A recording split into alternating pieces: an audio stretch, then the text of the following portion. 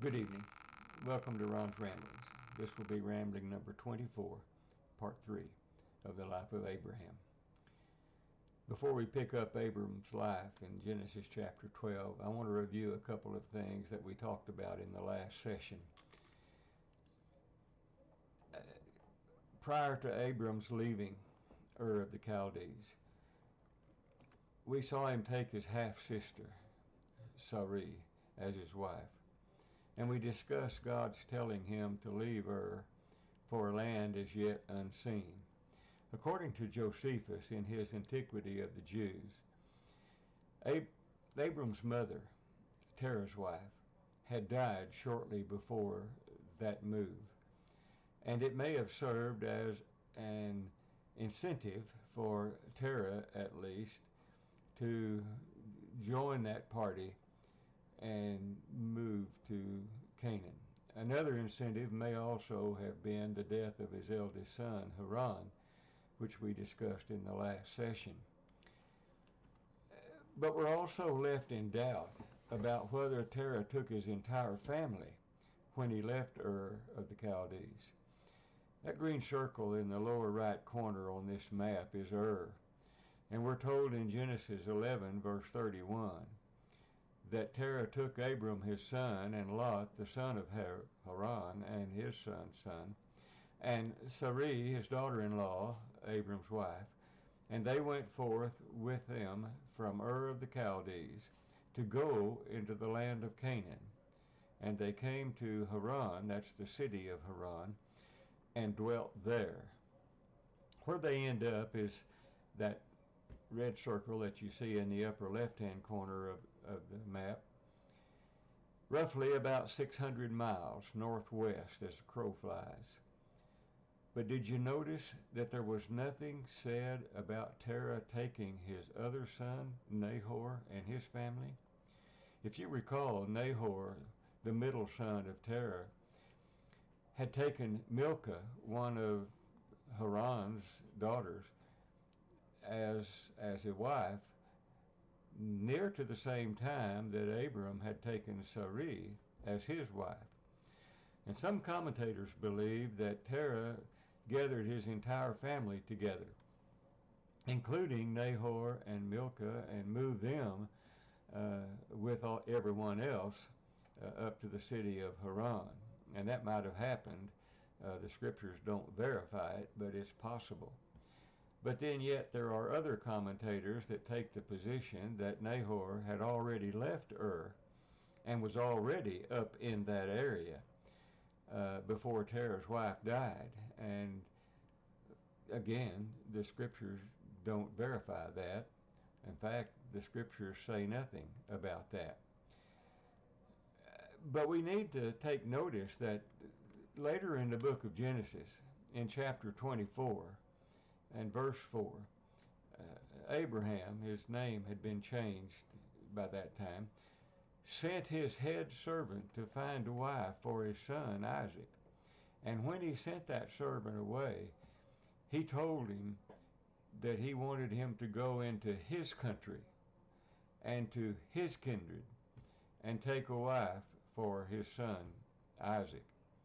And a few verses later, in Genesis chapter 24 and verse 10, we see Abram's servant arrive at the city of Nahor and meet Rebekah, the daughter of Bethuel, who was the son of Nahor and Milcah. Rebekah then would be the granddaughter of Abram's middle brother, Nahor, and his wife Milcah. It's thought that the city of Nagar that you see circled in blue on this map is the place that was called Nahor prior to the name change. If that's true, then the city of Nahor is only about 75 or 80 miles east of the city of Haran. So it appears at some point, whether he went with Terah and Abram and all of the others as they left Ur, and they did go all as one family, or if he had gone earlier, or even if he had gone later, at some point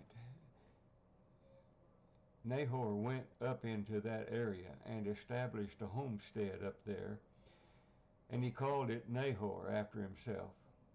Much later, that became Nagar, if we're correct in that assumption. And so the man was pretty well off. And there's another thing, too, that we need to get clear in our minds from Genesis chapter 11 and verse 31, again, that we spoke of in the last session. And that is, when Terah took his family out of Ur of the Chaldees, it was with the intent of going all the way to Canaan. But for whatever reason, when they reached the city of Haran, they settled there, and they did not go on to Canaan during Terah's lifetime.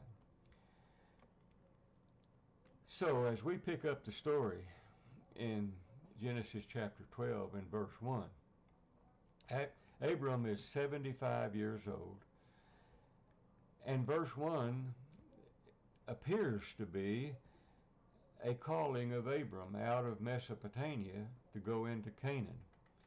As a matter of fact, many people believe this is the calling that Abram received from God to go into Canaan. That can't be true. And the reason it can't be true is because in Acts chapter 7, that's the situation with Stephen. It's about to be stoned, put to death by the stoning. And he is stating and talking about events that happened right now, what we're talking about. And he makes the statement in chapter 7, in verses 2 and 3, that Abram was still in Mesopotamia before he dwelt in Haran. Now, as you saw on the map at the beginning, the area of Mesopotamia is a pretty wide area. And if you stretch it a little bit, the city of Haran might be in the extreme northwest corner of it. But what Stephen is saying is rather specific, and he says it was before he dwelt in Haran that God specifically told him to get out of the country, away from your kindred, and come into the land which I'll show you. Stephen does not tell us specifically when Abram received that call, but it cannot be in Haran in Genesis chapter 12 and verse 1, as it appears in most Bible versions. I think I mentioned in the last session that most Bible versions have that verse worded in the present tense as opposed to past tense. And having it worded in the present tense, it would appear to be the first time that Abram had been called. But that's not what really happened, because of what Stephen says in Acts chapter 7, and also what is recorded in Genesis chapter 15 and verse 7, where Moses states Abram was called out of Ur of the Chaldees and not out of the city of Haran.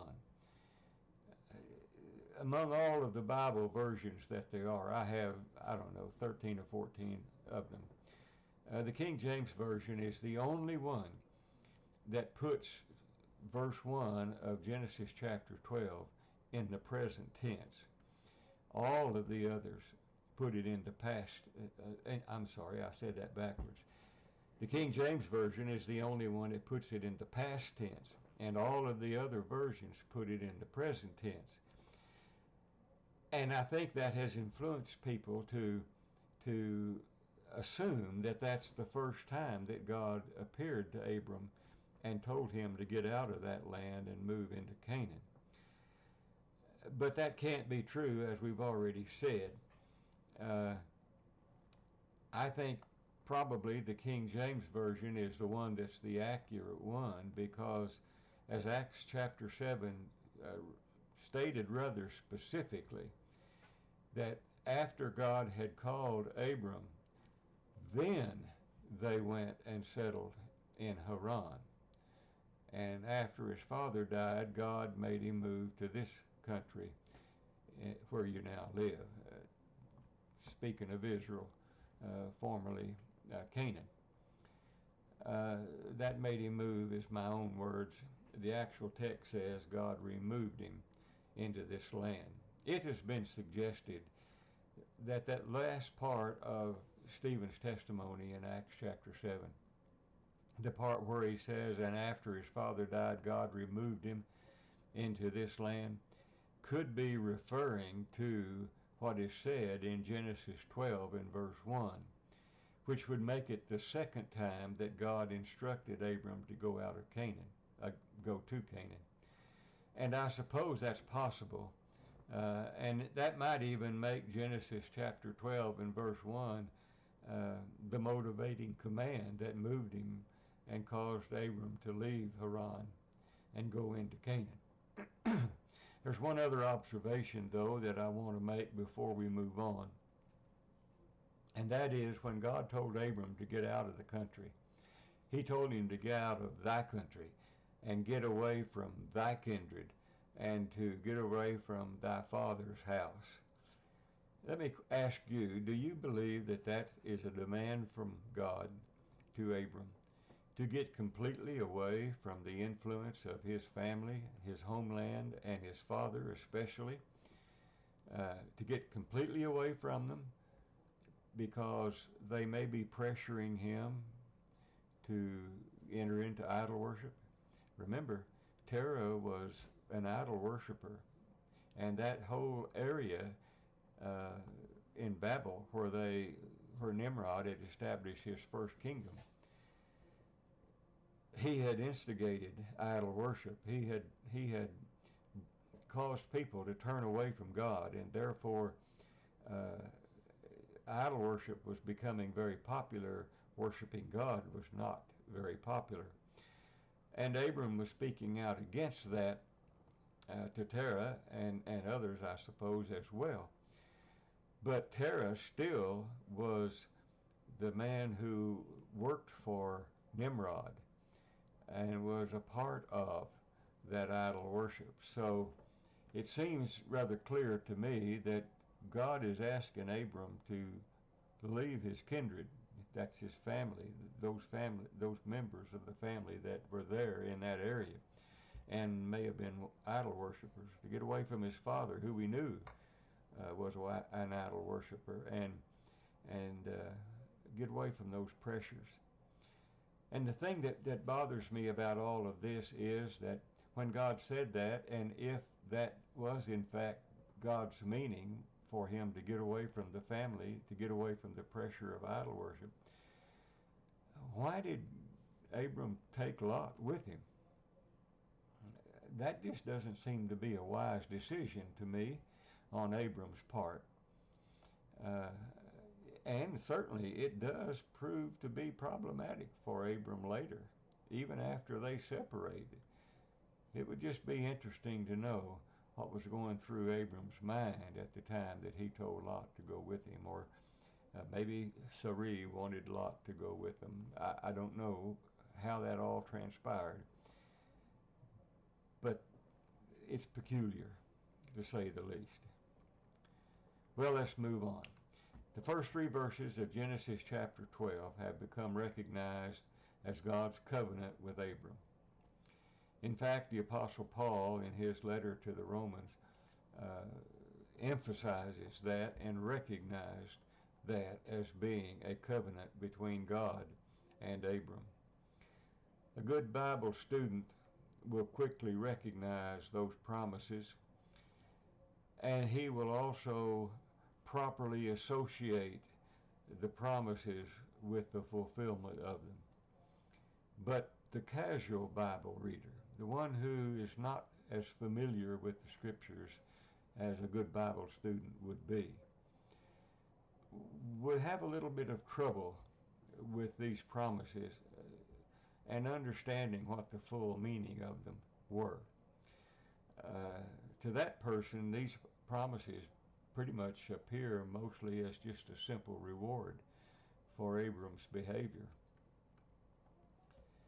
First, God promised to make Abram the father of a great nation. Second, God promised to make his name revered among the people. And third, God promises to bless the good people who treat Abram well and curse the bad people who don't. And then finally, God promises Abram that all the families of the earth will be blessed in him. Those are all good things that everyone would like to have. But if they're viewed simply as rewards to an obedient servant, then our understanding falls far short of the much greater meaning that God places on them. God's meaning is not fully revealed right here. Even the promise of the Messiah will come through Abram's lineage is not plainly spelled out to the casual reader at this point. Instead, God gradually reveals it, piece by piece, if you will, in the Old Testament until the whole is finally openly apparent in the New Testament. But these promises to Abram do comprise a theme that runs through the entire Old Testament from this point all the way through to the book of Malachi at the very end, with clues that build until we see Jesus born in the opening pages of the New Testament, where everything begins to fall together and becomes more clear.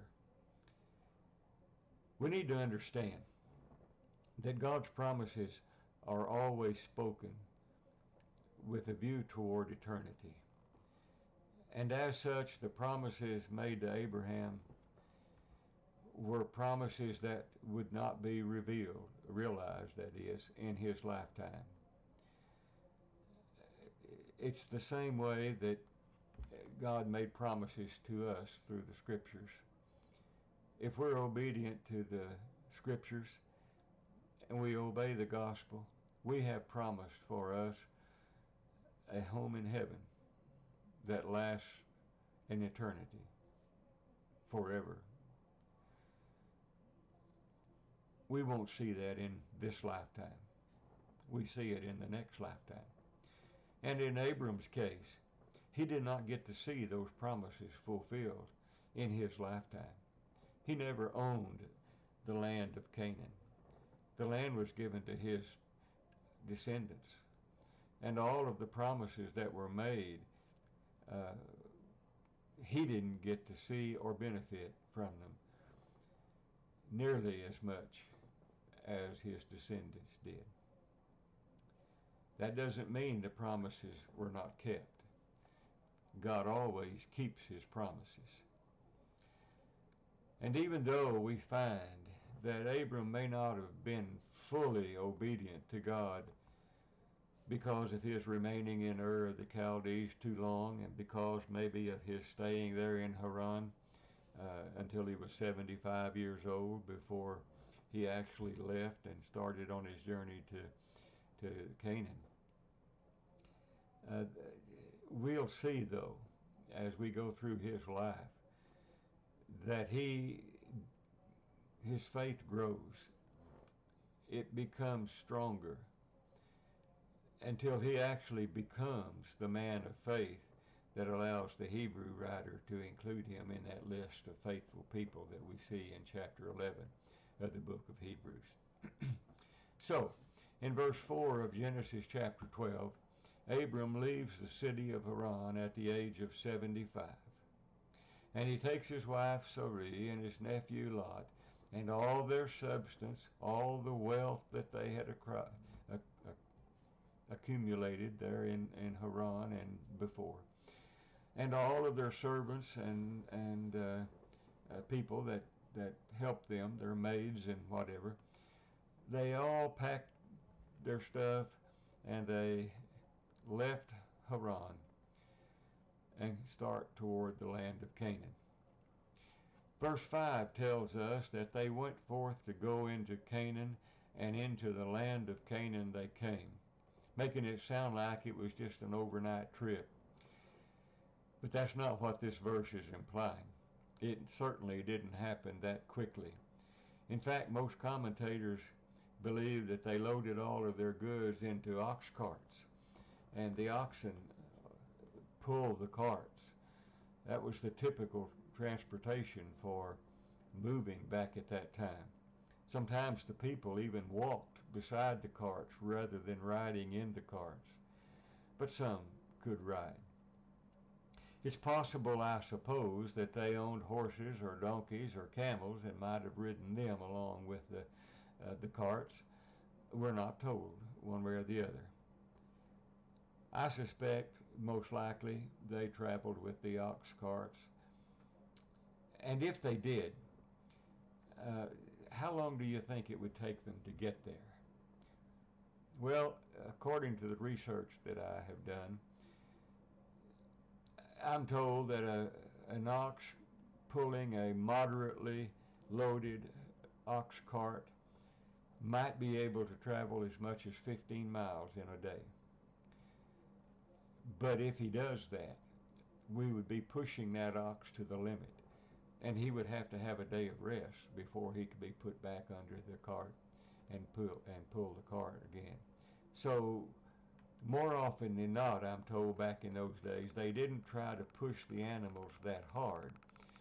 Rather, they would run only about 7 or 8 miles, about half the distance that they could go. And by doing that, they could do that every day. And so it became customary for them to try to go, say, 7 or 8 miles, and then they would break camp that night, and then the next morning get up and do another 7 or 8 miles. And they would do that for about 5 days. And then they would stop for a while, maybe 3 or 4 days, sometimes a week. Let the animals rest to accumulate all the things that, the strength that they needed, and also for them to do any preparation and stuff that they would need to do to go on with the journey. Well, if they did that, and I'm not saying they did, but it's likely that they did, and if they did that, then it would take them probably 3 months for the trip, because we're talking about a trip that's somewhere between 550 to 600 miles as the crow flies. And so I'm sure they didn't go as the crow flies, because if they had done that, they would have had to cross through that desert area, the Syrian desert that's in the northern part of Arabia there, which would have been pretty difficult for them to do. Also, I don't suspect that since they had never been there to Canaan, they may not have known the way. Perhaps they received some divine guidance. Perhaps they talked to some other people who may have taken the trip and knew the way to go. I don't know.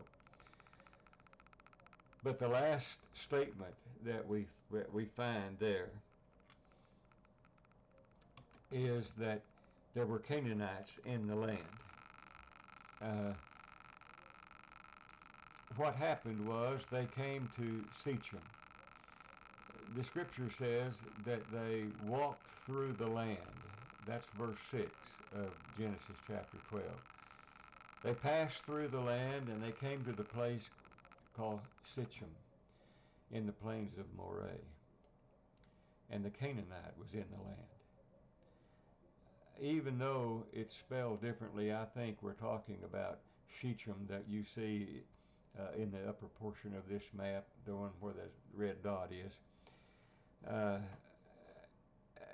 I think probably Moses is, most of us know that Moses was the one who wrote the first 5 books of the Old Testament. And I think him saying that the Canaanites were in the land was somewhat futuristic, because the term Canaanite had not yet been coined as far as I know, nor had some of the names of the cities that he mentions here. In a few minutes we're going to see him mention the city of Bethel and Ai. But again, I think those are futuristic things. Moses' habit was to call places and people by the names that he was familiar with. And of course he lived at a much later time than this. And just to give you an example, at the time that Abram was traveling through the land and going down to what is now called Bethel, it was called Luz back then. And the city of Ai was called Hai back then, if I'm pronouncing it correctly. And it's later that they began to be called Bethel and Ai. So Moses is just simply calling them by the names he's familiar with. And that's true about the Canaanites too. In fact, I don't think he really meant the Canaanites. I think what he was talking about was the fact that the land was inhabited. I don't know, but I suspect that when God appeared to Abram and told him to pack up everything and get out of his country and go to a land that I'll show you, and then the promises that were made to him along the way, he may have expected the land to not be inhabited, that the land would be open and free and he could just go in and take it. I don't know that he thought that, but it's possible that he did. And the fact that he may have may be a reason why God appears to him here in Shechem. Because as verse 7 of Genesis 12 says, that it is in Shechem where God appears to Abram and tells him that the land will be given to his descendants. Up until this time, it may very well have been that Abram thought that he was going to get to just move into the land and take it, and it was going to be his, and that was going to be it. But there's more to it. God has more things in mind than just that. And so God tells him that it is going to be to his descendants that the land is given. And we're also told in verse 7 that Abram built an altar there in Shechem. I'm assuming that he offered a sacrifice when he built the altar and made an offering to God and worshiped God while he was there in Shechem. And by the way, since verse 7 records that God appeared to Abram there in Shechem, let's talk a little bit about that appearance. Later on, in Exodus chapter 33, when Moses is wanting to see God and asks that God pass by so he can see him, the answer he received from God was, "You cannot see my face, for no man can see me and live." So certainly then, Abram didn't have a face-to-face meeting with God there in Shechem. Also, we find the Apostle John writing in his gospel in chapter 1 in verse 18 that no one has ever seen God except for his Son, who is himself God. So I think what we're talking about there in Shechem is a manifestation of God. And it may have been even one that was familiar to Abram, because it may have happened when God appeared to him or when God said to him, "Get out of this land and to the land that I'm going to show you." It may be that God did it again there in Haran when he said perhaps the second time, "Get out of this land and go to the land that I'll show you." If that's true, then he would have easily recognized that manifestation of God and recognized it for God for who he was, and would have believed what God had to say. So in verse 8, we see Abram building the altar there in Shechem, and then he moves down to Bethel, or actually he moves to a mountain that is just east of Bethel, between the city of Bethel and the city of Ai. And while he's there, he builds another altar. And Abram is encamped there with his entire entourage. that takes up a lot of room. They were very wealthy people and had a lot of cattle and servants and so forth. And during their stay there, a famine occurs, and they're forced to make their way toward the extreme southern part of Canaan. And so I'm going to enlarge this map, and I'm going to move me to the upper part of it, because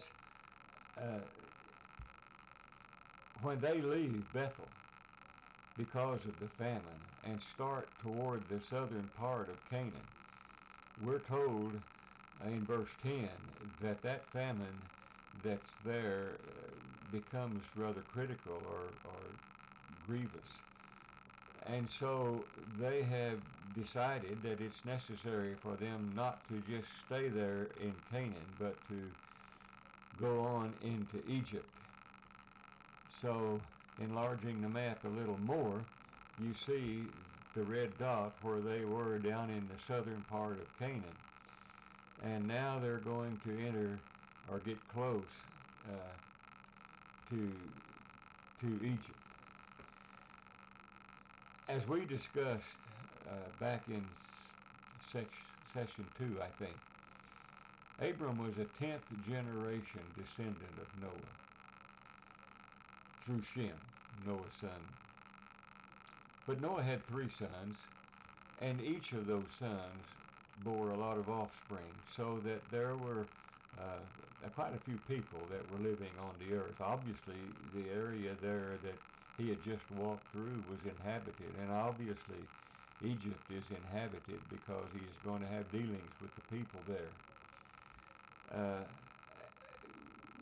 But the key thing is that it is the people that he's going to be dealing with there in Egypt that makes things difficult for Abram. Almost all of the Old Testament commentators agree that immediately after the flood, all 8 people who were living in the who were saved by the ark moved down into the plains of Shinar. Some of them remained there. Shem's family specifically remained there. Some of the other families and their offspring moved down toward Babel and Ur and into the Tigris-Euphrates Valley.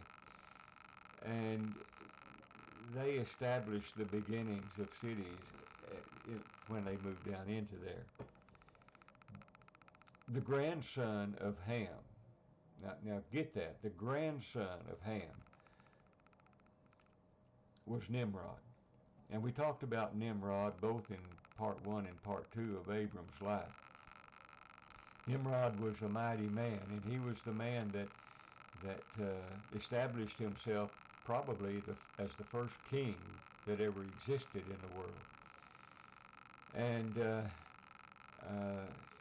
he had treated Abram very badly.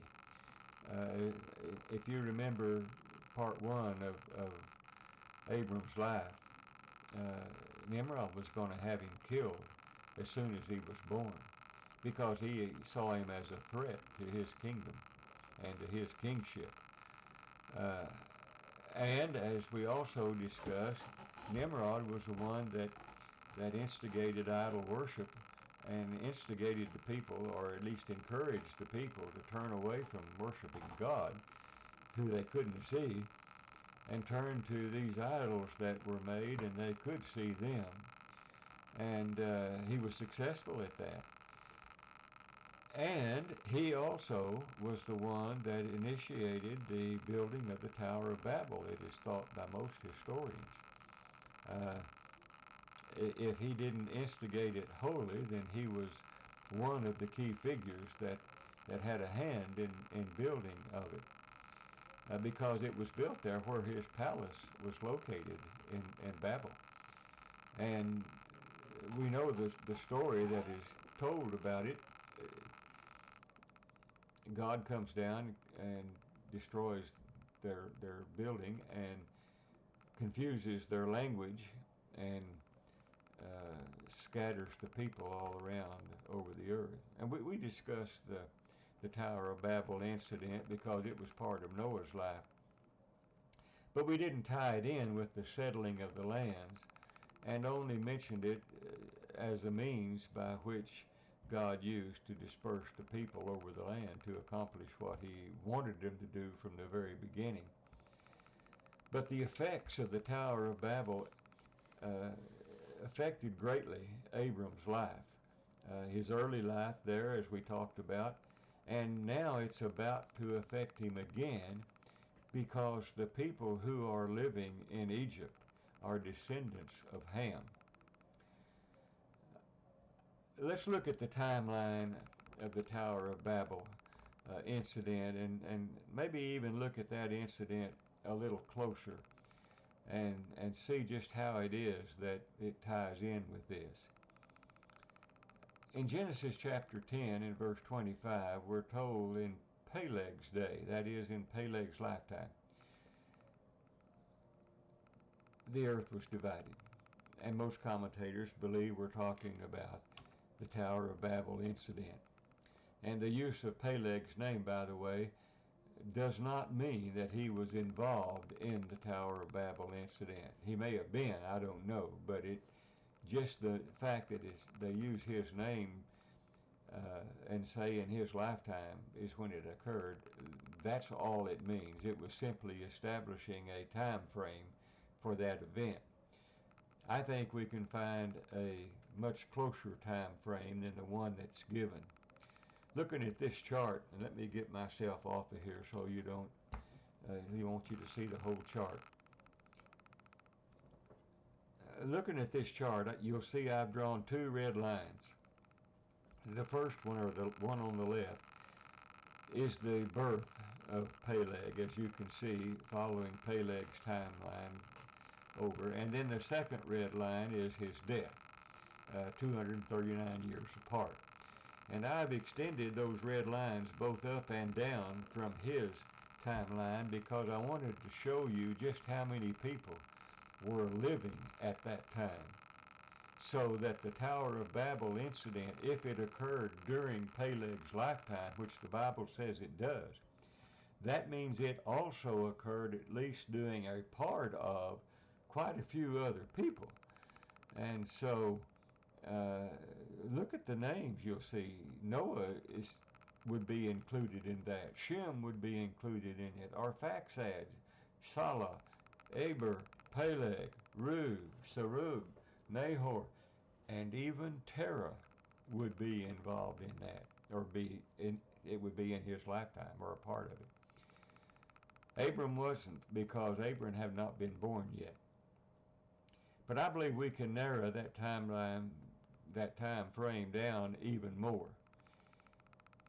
If we accept what the Jewish history records that we discussed in the first two sessions, that the Tower of Babel was instigated by Nimrod and that the destruction of the tower was part of the reason that Nimrod moved his palace from Babel down to Ur. And Terah, one of his go-to guys, made that move with him. There are some things that we know. And I want to put up a list of births here, and I don't expect you to read all of those. We'll refer to a few of them. But I want you to notice that the scripture tells us that Arphaxad was born 2 years after the flood. Now that establishes a beginning point. And it also tells us that Haran, Terah's oldest son, was born when Terah was 70 years old. That's the bottom birth that's on that line. And you see the other names in there and the ages. Those ages that you see in the middle column are the ages that the father was when that son was born. And you can see that they're continuous. And when you add them all together, you come up with 292 years had elapsed from the flood, from the end of the flood, until 70 years into Terah's life. And by the way, The blue background is a quote from Josephus, Antiquity of the Jews, Book 1, Chapter 6, and it shows that same 292-year period. I'm sure that's because he was familiar with the scriptures and copied those correctly, and then inserted his own narrative in there. The building and the destruction of the Tower of Babel is a good story for children. But truthfully, the tower itself only plays a minor part in that story. The heart of the story is the confusion of the language and the dispersion of the nations because of the people's refusal to obey God. I won't take time to read it, but the first 9 verses of Genesis chapter 11 tell that story. And when the genealogy of chapter 11 is set beside that story, it explains how the nations and the languages of the world at that time came about.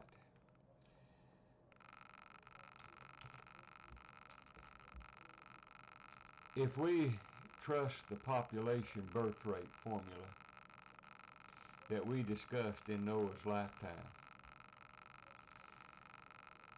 the Earth's population at the time of the destruction of the Tower of Babel would have been roughly 15,000 people. But as we learn from Josephus and other historians, not all of those people settled in the lower river valleys of Mesopotamia. Noah and some of his family remained in the upper plains of Shinar, like we spoke of just a while ago, and they were not a part of that Tower of Babel incident. But those down around Babel were involved. And as we read in Genesis chapter 11, God realizes that one of the root reasons that they might succeed was because they were cooperating with each other and that they had a good knowledge of the same language so that everyone understood everything that everyone said. This is a photograph of some of the ruins in Iraq that are very near where ancient Babylon is supposed to have existed. Archaeologists believe, after digging around in that area, that what you're looking at is the base of that Tower of Babel as it was built in. I don't know if that's true or not. I can't say for a certainty. But the archaeologists think it is. And the stated motive behind that building of that tower was to have a monument so that the generations that would come later would be able to recognize how powerful and how big and strong the nation was that built that thing. But most historians say that was not the true reason for the building of the tower. Rather, they say people had turned away from God and were worshiping idols, and that at Nimrod's instigation, they had chosen to build this terrifically tall monument, not as a remembrance, but rather as a place to worship their idols. It was going to be a monument used for worship. And so all 15,000 of the people spoke that same language. I don't know whether you believe it was Hebrew or not. I kind of think it was, but I'm not certain of that. But when God created Adam and Eve, he didn't create them not knowing how to speak, nor did he create them being uneducated. As you can, reading the first few chapters of the book of Genesis, you see quite readily that they converse with each other and they converse with God. So I think God created them as adults who were intelligent, knowledgeable, and articulate, at least, in the way that they could speak and talk to each other and commune with God. Whatever language that was that God gave them. When they had children, that language was taught to them, just like you and I. When we were born, we couldn't speak. We didn't know any language at all. But as we grew and as we got older, We picked up words because our parents were using those words, some of them spoken directly to us. And we learned to recognize what they meant and what our parents wanted us to do when they mentioned certain words. And as we grew, we learned the language. We didn't have to read it from books. It was nature that taught us that language, and our parents and those around us. And quite frankly, when verse 7 of Genesis 11 tells us that the first thing God did was to confound their language, most people quickly understand that to mean that he mixed their languages by creating new languages and giving certain people the ability to speak one or two, one language, and other people another language, so that they could not communicate with each other like they were doing when they were building the Tower of Babel. But stop and think about it. That in itself would not be enough. It wouldn't solve the problem, because they would still know whatever that ancient language that they had been speaking all of their life. So God did something more than just give them new languages. When it says God confounded their language, I think what that means is God took away that original language that they spoke, so that they couldn't speak it anymore. And as a result, the new language was the only thing that they had to communicate with. And since the people were speaking different languages, they had to hook up with people that spoke the same language that they did if they were going to communicate with them. That's a little difficult to grasp, but let me give you an example of what that would have been like. And I think it'd be a little bit closer to home and help us to understand what really went on. Let's just suppose, for this example, that you, like me, only speak English. That's all we've spoken. We've never learned another language. It's our native tongue, and we've spoken it from the time that we were just small children when we started talking. And whether we realize it or not, even our thinking is in English. Now, for this example, let's suppose tonight while we're asleep, and the family is asleep as well, that in some miraculous way, every nuance of English is removed from our minds. And instead, a different language, let's say Japanese, is inserted in that place. Now, instead of thinking in English and conversing in English and knowing and understanding everything about English, now we don't know any English. And we fully understand Japanese. And we think in Japanese just like we used to think in English. It's as if we had grown up Japanese and learned it from the time that we were just babies, so that we've spoken Japanese all of our lives. So now we wake up the next morning and we get out of bed. We no longer have the ability to speak English, but we don't know that, because we still communicate. When everybody comes down to breakfast and they say good morning and they sit at the table and say, well, I want a bowl of Cheerios or whatever, they're speaking Japanese because that's the language that they have been given. But yet everybody is communicating, and it's natural to them, so they don't even realize that they are not speaking the same language that they've always spoken. Now, a little bit later, you go outside to get the newspaper, and you see your neighbor in the driveway just picking up his paper, so you wave at him like you customarily do and say hi or something. And he waves back at you, gives you kind of a funny look, and says something that you don't understand.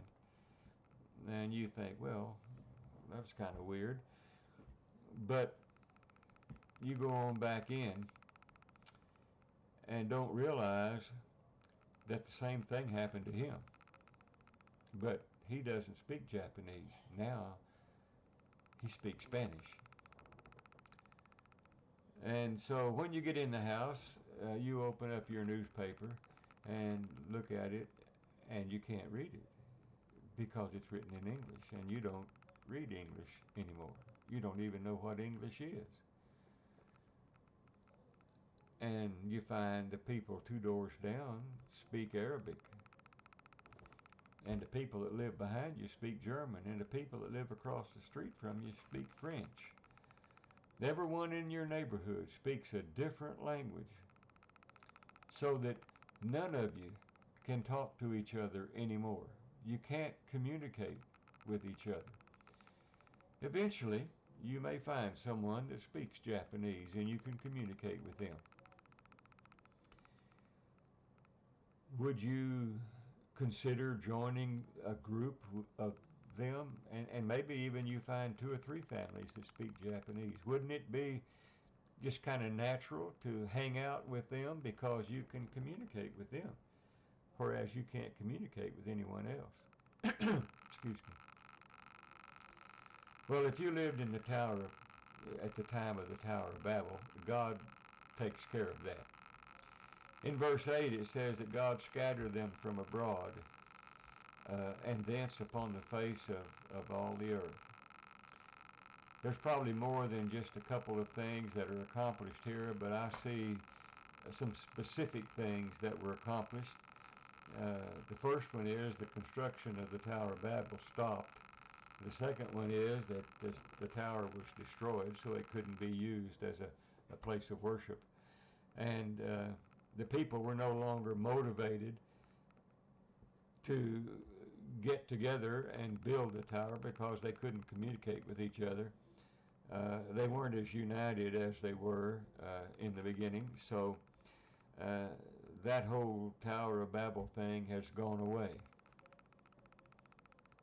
And the people are now dispersed, and that is what God told them to do in the first place. When they got out of the ark, he said to venture out and to multiply and repopulate the earth. But they didn't. They stayed together in groups.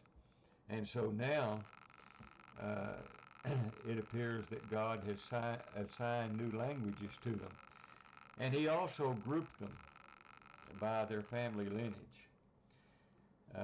The descendants of Shem were not dispersed like everyone else, but rather they stayed settled in and around Mesopotamia. But notice that Europe is where the sons of Japheth ended up. Oh yes, there were several different countries there. There's Germany and Finland and Sweden and Norway and England, and then there's the islands that are in the Mediterranean, and Italy and those other countries. And probably each one of them in that group speak a different one of those languages, but they stay together as kinfolk. So the descendants of Japheth settled in Europe. We talked about Shem. Now Ham, he's the one that has been, his descendants have been giving Abram trouble. And where do they go to settle? They go down into Egypt and Ethiopia and the southern part of Arabia. So